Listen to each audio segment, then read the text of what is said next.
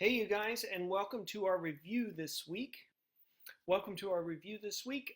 We're going to have basically just recover some grounds conceptually, and then we are going to head into the quiz.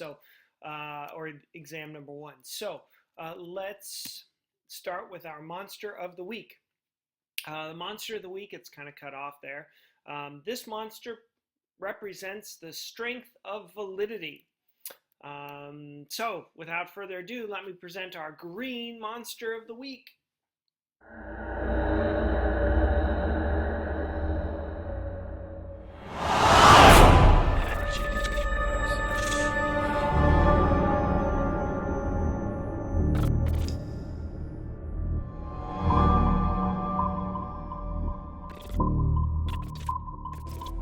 Let no one leave. No one yet you.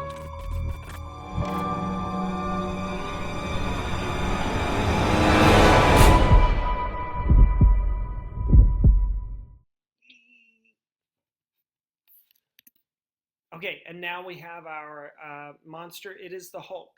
The Hulk was started in the late 60s. Stan Lee conceived of him as a mix between the Hulk and Dr. Jekyll and Mr. Hyde. And that's exactly what he is. A mix between Dr. Jekyll, Mr. Hyde, and Frankenstein. And anytime you see the Hulk, he's smashing something up. So the Hulk represents the power of logic, in particular the power of validity, and forcing something to be true, forcing a third proposition to be true, whether or not it wants to be true or not. And that's validity, right? So validity means it's not possible for the premises to be true and the conclusion to be false. What does that mean? It means if 1 is true and 2 is true, then 3 has got to be true. They're going to force 3 to be true. They're going to grab 3 by the neck like the Hulk would and smash, right? And make that premise true, make that conclusion true. So, for example, if Jerome is in Long Beach, then he is in California. Assume that's true. Jerome is in Long Beach. Suppose that's true. Now we can conclude Jerome is in California. That is a valid argument for him. And it doesn't matter how you feel about it. There's Long Beach, and once he's in there, boom, he's in California. That's the way the world works. It's not mathematics. It's objective reality. That's the way it works. And so it's a strong tool. Logic is a strong tool because if you can get someone to accept whether your 2 premises are true, then it forces that conclusion to be true. Now, soundness is just another device. It's another way of talking about argument structures, and it's just a way of saying that the argument is valid and the premises actually happen to be true. So in this case, Jerome would actually be in Long Beach, and he would, right? And so we know that if you're in Long Beach, then you're in California. That's actually true. And we happen to know that Jerome is actually in Long Beach and not somewhere else, like San Francisco. So soundness is when the argument is valid and the premises are actually true. Okay, now, the book makes a big fuss about 2 different ways to determine validity. And we'll cover them just so that you know them, but don't lose a ton of sleep. The first way is to look at the form of the argument. Just the shape that it has may guarantee that it's a valid argument form. What do I mean? Well, let's look at our Jerome example again, right? It's essentially this: if A, then B, A, therefore B, right?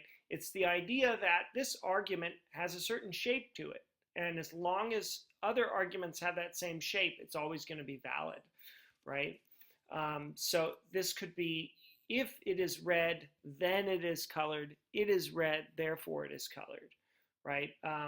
And so there are lots of different ways in which you can formulate examples of this, right? If Professor Vitt leaves to get to work by 7 a.m., then he will get there on time. Professor Vitt leaves at 7 a.m., thus he gets to work on time, something like that. Okay, there's another way to determine validity, and this one's a little more slippery. Try not to lose too much sleep over this, but you should know what it is, generally. You determine an argument is valid by seeing if you can come up with a counterexample to it, right? So let's look at an argument form like this. If G, then P, not G, therefore not P.